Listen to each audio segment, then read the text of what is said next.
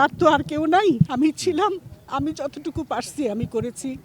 আল্লাহ তাআলা আমাকে করার সাধ্য দিছে, মনের জোর দিছে, আমি করছি। কিন্তু আমি কিছুতেই এটা মেনে নিতে পারছি না যে আমার 18 বছরে আমার যে সব কিছু বৃথা করে দিয়ে সে হুট করে আমাকে কষ্ট যাত আমি না পাই সেই জন্য আমাকে বাঁচানোর জন্য সে চলে যাবে, এটা আমি মানতে পারতেছি না। সে তো মরে যায় নাই, সে নিজে নিজে মরে গেছে। যে বুঝতে পারতো যে আমি কষ্ট পাচ্ছি, এই ঘুর পাগলের মতো আমি করছি বলে সেগুলো সহ্য করতে পারতো না। তার বিগত 1 বছর ধরে সে কথা বলতো অস্পষ্ট, কথা ওরকম বোঝা যেত না। আমি বুঝতাম সবই, অন্য কেউ বুঝতে পারতো না। তো অনেক গল্প করতো, অনেক দোয়া দরুদ পড়তো, আমাকে বলতো যে তুমি আমার জন্য কষ্ট করো না, ঠিকাতে ঠিকাতে। তার এই ঠিকাতে আমি কথাটা আমি ভুলতে পারবো না কোনোদিন।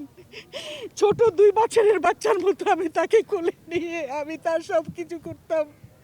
কাউকে শরীরে টাচ করতে দিত না। ওই নার্স আমি নিতাম ঠিকই হাসপাতাল থেকে, কিন্তু শরীরে টাচ করতে দিত না। ওই আমাকে দিয়ে আমি আমি আমি যেন ধরি, তার সব কিছু আমাকে করতে হতো। আমি এগুলা কিভাবে ভুলবো? ছোট্ট দুইটা বছরের বাচ্চা আমাকে ছেড়ে চলে গেছে আমাকে বাঁচানোর জন্য, আমি যাতে কষ্ট না পাই, আমি যাতে কষ্ট না পাই। এই জন্য আপনি দোয়া করেন, ইমোশনাল আমি আপনারা যারাই আছেন, যারাই এই অনুষ্ঠানটা দেখবেন, তার জন্য দোয়া করেন। খুব মাসুম, খুব নিরীহ, খুব ভালো মানুষ, ভালো মানুষ আমি আমার জীবনে দেখি নাই।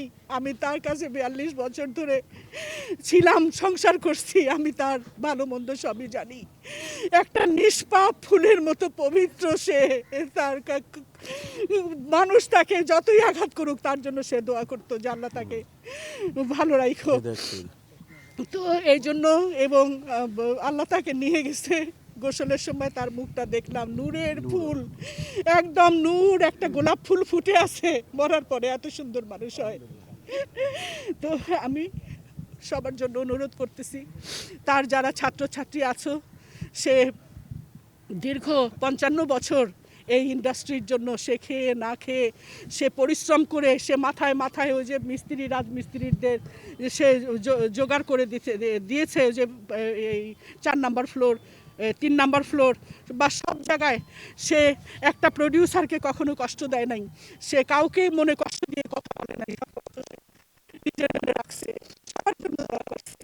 তো আমি আপনাদের কাছে দোয়া চাই যে সে তার যতটুকু ছিল সে দিয়ে গেছে, আর এবার আল্লাহর কাছে চলে গেছে। আপনারা দোয়া করবেন যাতে আল্লাহ তাকে ক্ষমা করে দিয়ে বেহেশত নসিব করে। এই জাবেদ যা করেছে করেছে, দ্যাটস অল। হ্যাঁ, এর বিনিময়ে আর কোনো স্বীকৃতি আমি চাই না।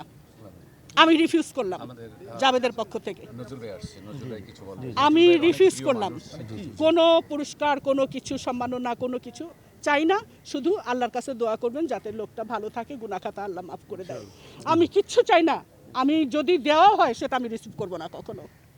কারণ যে সে তার অবদান বাংলাদেশ ফিল্ম ইন্ডাস্ট্রির জন্য যে অবদান সে রেখে গেছে, জীবিত অবস্থায়, মিশা ভাই যে বললেন, জীবিত অবস্থায় যদি কেউ তার মূল্যায়ন না করে, হ্যাঁ, তার কর্মস্থল থেকে যদি তাকে মূল্যায়ন না করে, সে চলে গেছে, এখন তার এগুলো দিয়ে কি হবে, কি করবে সে? তো এগুলার দরকার নাই, আপনাদের দোয়ার দরকার আছে। আপনারা যে যেখানেই আছেন আপনারা দোয়া করবেন, দ্যাটস অল। আর ওই পুরস্কার চাই না। সবাই বলেন সরি।